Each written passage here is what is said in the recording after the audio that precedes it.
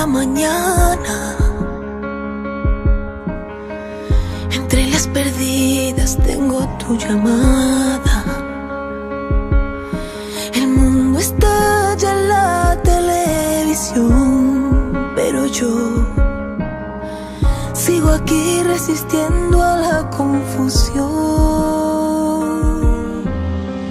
Guardo en mi pañuelo lágrimas usadas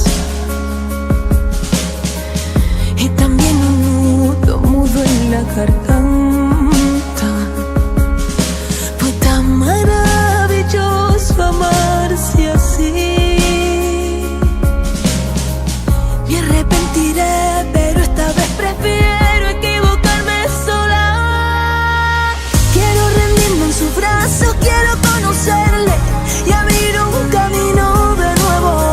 Es que cuando me roza prendo fuego al mar. Te digo, quiero encontrarme en sus ojos y volver a amar. Ya lo sé, es cruel, perdóname. Todo no es casualidad.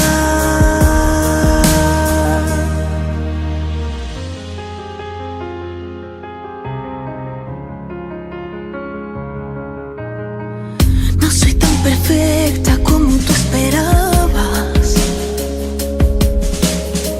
Somos inocentes, la culpa es del alma.